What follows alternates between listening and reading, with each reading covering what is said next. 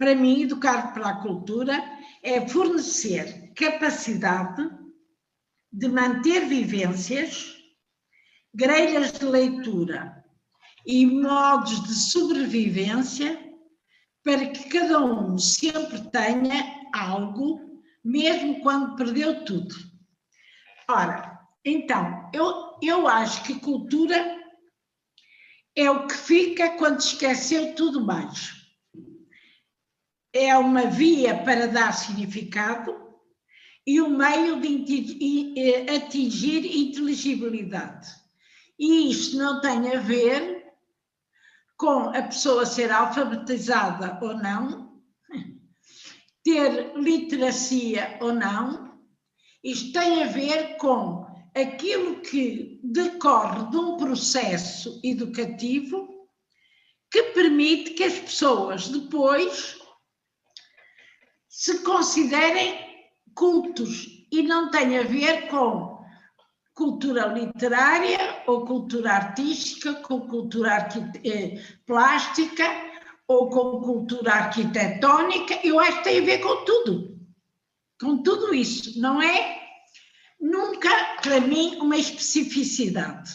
É como que um reduto feito de um processo muito de grandes mestiçagens, de grandes contributos, de vivência, de experiências, de aptidões, de competências, e depois como que há um caldo, e esse caldo é que faz com que a pessoa se considere culto. Esta minha maneira de pensar é um pouco contra aquilo que eu recebi à nascença. Porque quando eu nasci, ainda havia em Portugal um Instituto para a Alta Cultura, que existiu de 36 a 52.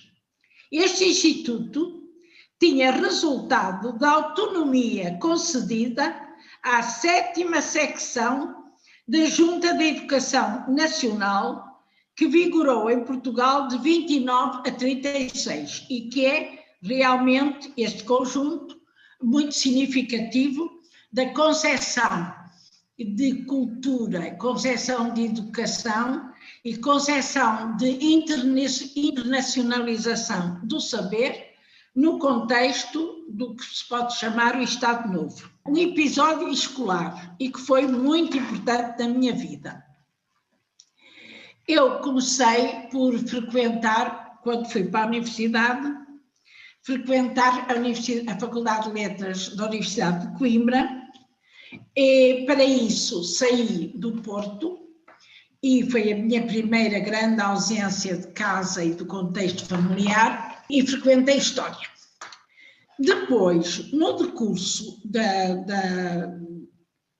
dessa estada de um ano em Coimbra, eu adquiri vários problemas que realmente tiveram a ver, provavelmente até por uma imaturidade emocional que não me permitia viver bem fora de casa e fora de contexto familiar. E então tive o que na altura se chamava, ou se chamou, um esgotamento. Lembro perfeitamente, fui tratada pelo catedrático de Psiquiatria do Porto. O médico chamava-se professor Ferraz Júnior, e que me tratava deu-me uns remédios e fez uma conversa comigo. E nessa conversa assistiu a minha mãe, e ele deu como explicação para os problemas que eu estava a sentir, e que eu vou já dizer quais são, que tivesse a ver com o facto de ter ido muito nova para a universidade, e dizia ele, e claro, ainda para mais para o curso de Filosofia, e não estava devidamente preparada e estava amadurecida para frequentar esse curso. E qual foi então o problema que eu comecei a sentir? A dificuldade de escrever, tomar notas e apontamentos nas aulas. Passei a ter muita dificuldade de tirar os apontamentos. E então, a minha letra tornou-se muito irregular, e eu penso que terá sido revelador na altura de um momento em que se agudizou uma tendência que se percorre desde sempre, que é de dislexia.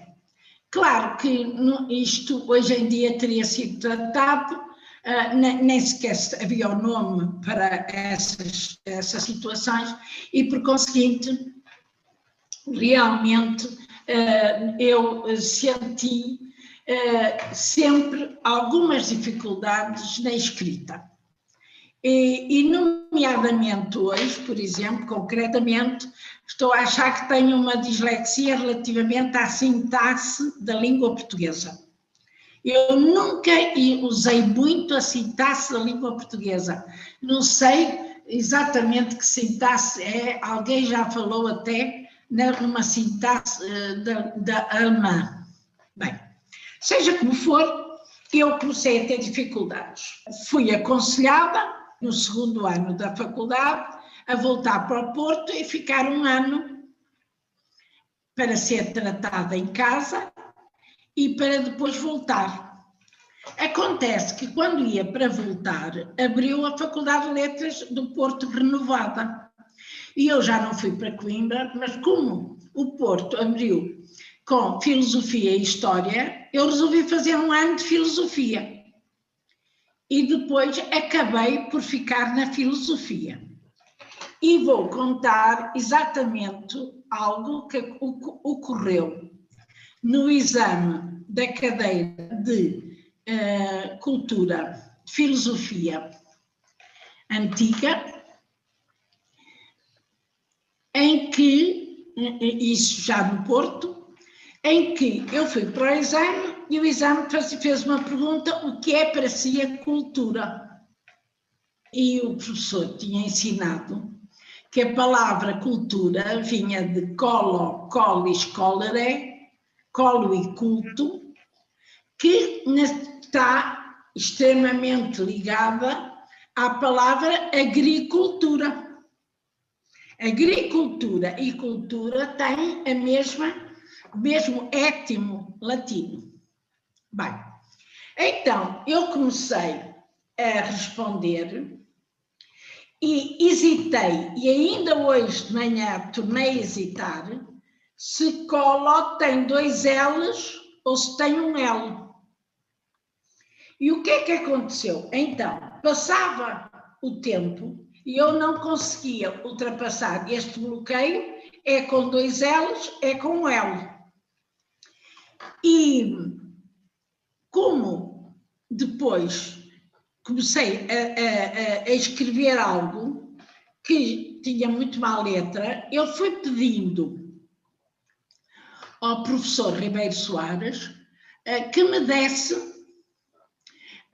folhas. Estava constantemente a iniciar e chegava àquele ponto e parava. A certo momento, ele percebeu que havia uma anomalia neste meu comportamento e disse-me assim: olha, vá para o seu lugar, esteja calma, porque eu tenho a certeza que vai ser o melhor exame de todos aqui, de todos os seus colegas. Que a sua prova vai ser a melhor de todos. E eu, a partir desse momento, em pouco tempo, consegui resolver todas as perguntas. Eu acho que devo a este incentivo, a esta confiança gratuita que este professor teve comigo, a minha capacidade de acabar depois o curso. E fiquei eternamente grata. O professor chamava-se, realmente gosto de frisar, Ribeiro Soares, e depois realmente foi determinante. E eu sempre pensei, ao longo da minha carreira, depois como professora, como realmente uma palavra do professor pode salvar ou destruir um aluno. E como este caso realmente foi um caso de... Eu acabei por ter 16 nessa disciplina e ele disse-me assim: eu dou-lhe 16, não sei se é exatamente pelo que sabe, mas pelo que sei que vai ser capaz de saber ao longo da vida.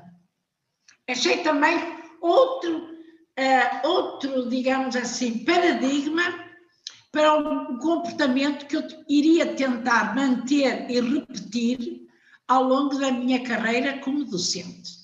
Cultura depois entrou também na minha própria vida profissional, porque quando eu voltei de França e de Inglaterra, dos 2 leitorados, um em Montpellier e outro em Sheffield, leitorados que eram coordenados pelo referido Instituto de Alta Cultura, que já não era para a alta cultura, mas tinha ficado Instituto de Alta Cultura. Então, eu fui trabalhar para esse instituto, a sede era num palácio lindíssimo, no Príncipe Real. A sucursal era na Avenida Dom João V, perto ali das Amoreiras, e então aí havia a divisão dos leitorados, e eu, quando voltei de Inglaterra, em 74, fui trabalhar para essa divisão. E então aí realmente eu percebi um pouco como eram as concepções que primavam nestes contextos do referido Instituto de Alta Cultura. Havia, por exemplo, uma funcionária que dizia que o professor Ilídio do Amaral, que foi vice-presidente do Instituto, era um príncipe das letras. Estas designações. Depois havia todo um contexto realmente extremamente, digamos, quer dizer, com profundidade humanística, de facto, mas relativamente à cultura. Mas, por outro lado, por exemplo, os materiais que se mandavam para os leitorados, para nós darmos as aulas práticas, eu tinha experimentado, não tinham absolutamente nada a ver com o tipo de alunos que nós tínhamos pela frente ou pelos interesses que eles tinham pela cultura portuguesa. Eram materiais completamente terem mandado, a uma certa altura, uns diapositivos em vidro, ainda eram em vidro, e uns discos com fados da Amália, que os alunos não percebiam nada, porque nós próprios portugueses tínhamos às vezes dificuldade de perceber as letras pronunciadas por Amália, muito mal os alunos estrangeiros, quer em França, quer em Inglaterra, que foi onde eu tive a experiência.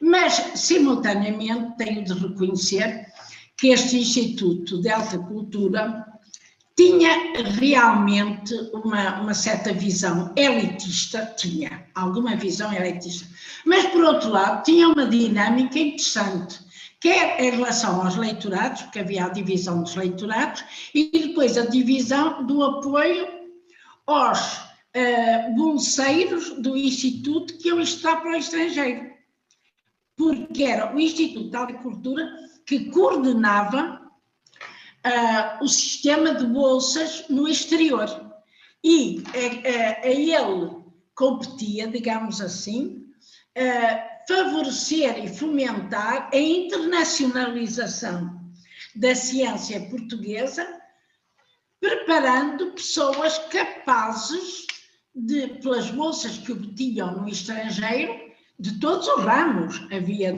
para a medicina, havia para a engenharia, havia para a química, havia para as belas artes, havia todos os ramos. E realmente a palavra cultura, aí, curiosamente, é interessante, eu senti da parte de um vice-presidente, secretário-geral, uma animosidade que nunca encontrei noutras circunstâncias da vida pelo facto de ser doutorada. Porque o presidente era, em princípio, e sempre, um professor catedrático. A seguir, os funcionários tinham licenciaturas. Quando tinham, havia muitos que não tinham. E eu era abaixo do presidente. Estava na situação de ser uma técnica que nem sequer pertencia ao quadro. E isso fez com que realmente o secretário do Instituto me perguntasse várias vezes, mas é mesmo doutora por extenso? E então ele ficava extremamente satisfeito quando me corrigia as vírgulas, sempre que eu fazia um ofício, como se dizia na altura. Porque é o seguinte, é para vermos as circunstâncias em que muitas vezes as pessoas vão percorrendo para fazer a sua carreira. Por outro lado, eu achava que a nível, e era mesmo muito complicado, porque certas situações, as pessoas ali eram pessoas que tinham uma espécie de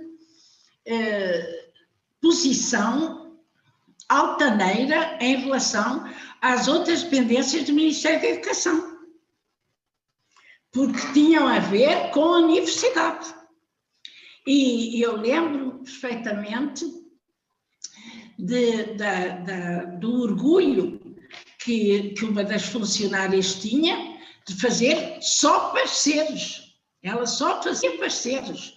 Quer dizer, nós éramos menos preparadas, mais preparadas do que ela, porque éramos licenciadas, mas ela preparava parceiros. Por conseguir, porque era mais antiga, tinha realmente uma grande experiência e era uma ótima funcionária. Aliás, os funcionários mais antigos, uns 4 ou 5 que apoiavam as divisões, eram realmente pessoas extraordinariamente bem preparadas no modelo antigo do funcionário público. Esta questão, por conseguinte, talvez devido a este bloqueio, talvez devido a eu ter estado no Instituto de Alta Cultura, talvez devido a várias coisas, eu sempre achei muito interessante a questão da palavra cultura. Felizmente, o ano passado, quando comecei a escrever um livro sobre o montado Freixo do Meio, que acabou por ter como título Semeio no Vento com o montado do Freixo do Meio, então eu pensei desde logo, desde o princípio, que seria uma oportunidade para eu deixar uma síntese desta relação de agricultura e cultura.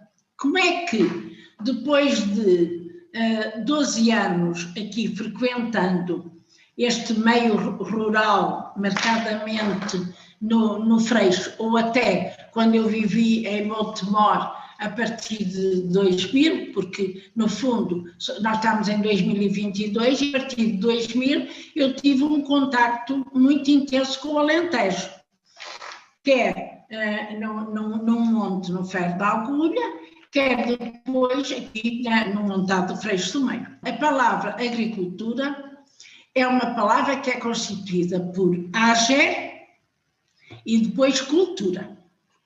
E agricultura quer dizer cultivo, domínio, trabalho do campo, do ager. Bem, que o ager é mais do que campo, é muito uma espacialidade rural, no contexto latino.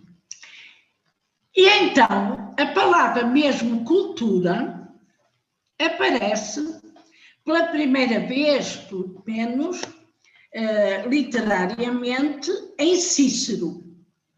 E Cícero fala que Cícero está a escrever numa quinta dos arredores de Roma, e ele escreve precisamente assim como nós cultivamos os campos, assim devemos cultivar o espírito, cultivar, digamos assim, o que será a cultura. não é? E aparece então este sentido de cultura, que vai a ser o sentido depois mais recente.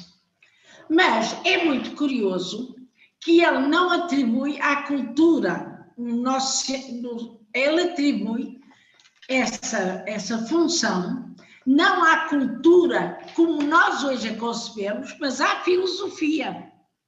A filosofia é que é o caminho para cultivar o espírito.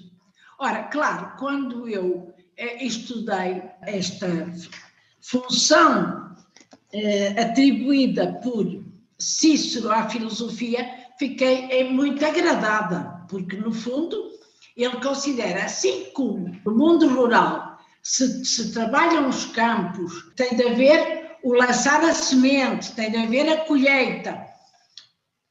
Assim também a filosofia deve lançar a semente e colher conhecimentos e vivências e pensamentos que possam ser úteis ao espírito. Isso pode ser visto bem no livro que eu escrevi.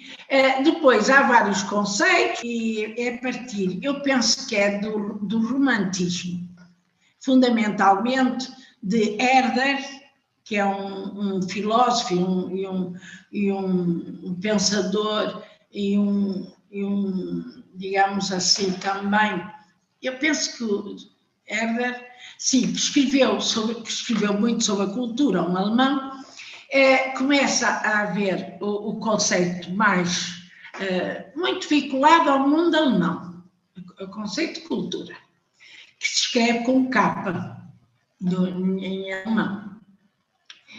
E de tal modo que depois, se o Ricardo quiser ver no livro, há um autor, eu tenho aqui, eu pus aqui o livro precisamente para não falhar nisto. Espera, 101, já estou, 106, 110. A obra é Tusculanae Disputationes, 2. E em que Cícero fala que de uma cultura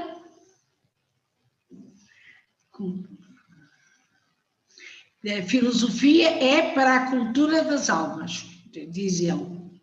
Depois, então, nós temos aqui, depois vem a ver o Spengler, fala de cultura, já nos sentidos mais próximos, e é exatamente com o Herder, do século XVIII, e com Goethe, que o conceito toma uma visão mais humanística. E eu disse bem, logo, na origem está longe do conteúdo que virá adquirir depois, com os românticos, que dão à cultura um sentido lato e não restrito ao espírito filosófico. Ou Oswald Spengler, que via a cultura como distinta de civilização, que foi sempre uma dicotomia que depois ficou. Mas, para terminar, em 52, há dois autores que escrevem Culture, a Critical Review of Concepts and Definitions, que diz que havia na altura, isto em 52, 160 significados da palavra cultura. Isto para finalizar com outra pergunta que o Ricardo fez, se haverá uma diferença, há diferenças de culturas, claro, pois em relação com a própria geografia. O Ricardo perguntava, numa listagem que me mandou, se haveria uma diferença. Claro que sim, se formos a ver a nível da microcultura, chegamos assim, nós temos, em Portugal, temos não sei quantas culturas. Temos. A cultura citadina é a última, a cultura rural, e dentro disso há imensos cambiantes. Agora, eu acho que a acessão que eu dei no início, e que acho que vou repetir outra vez, é uma acessão que ultrapassa essa questão essa questão das geografias e permite um enquadramento muito vasto, que é o seguinte, porque o que é educar para a cultura? É fornecer capacidade de manter vivências, grelhas de leitura e modos de sobrevivência para que cada um sempre tenha algo mesmo quando perdeu tudo. É esse algo que fica. É o que fica quando esqueceu tudo mais. Uma pessoa culta não é uma pessoa, é uma pessoa. Provavelmente sabe que sabe. Eu acho que sim. Geralmente a pessoa culta sabe que sabe. Embora os conteúdos possam ser muito variados, devido às circunstâncias em que vive, onde exerce as suas atividades. Por conseguinte, é isto que eu acho que muitas vezes nós realmente temos alguns preconceitos em relação à palavra cultura e às pessoas cultas, mas as pessoas cultas geralmente são aquelas que sabem, mas simultaneamente sabem que não sabem nada. Porque sabem. Então, o culto não é o petulante, o culto não é o enciclopédico, o culto não é o enciclopédico. O enciclopédico é aquele que acumulou muitos conhecimentos, que é uma espécie de um dicionário ambulante. É por isso é que se diz enciclopédico, que sabe tudo, tem tudo lá, como se fosse uma enciclopédia. O culto não. O culto é aquele que assimilou, não acumulou, assimilou e transformou. Em última análise, a pessoa que tem uma cultura, por exemplo, artesanal, é uma pessoa que assimilou vários conhecimentos a nível do trabalho das mãos, da sua capacidade de transformação dos materiais a partir das suas mãos, mas que depois assimilou e tal modo tem um estilo. Não é verdade?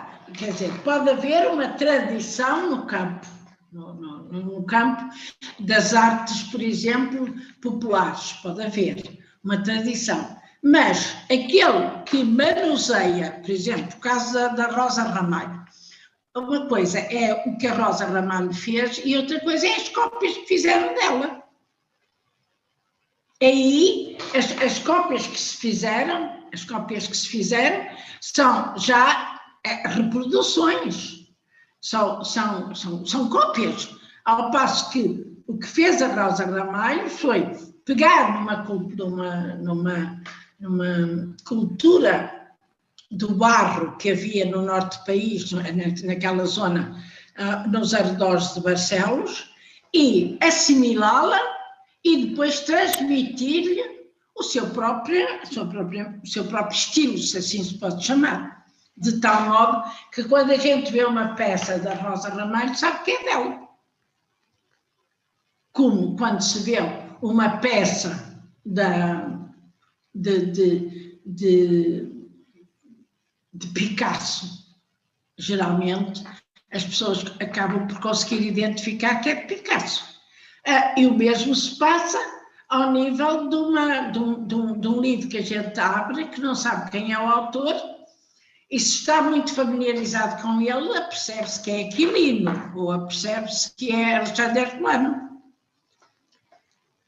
Isso, eu acho, no meu entender, é completamente diferente de ser enciclopédico. O enciclopédico, geralmente, até, se me permitem, acaba por ser chato e ser muito... É tão acumulador que, como tudo que é acumulado, perde a graça. e perde a originalidade e deixa até de ter a identidade.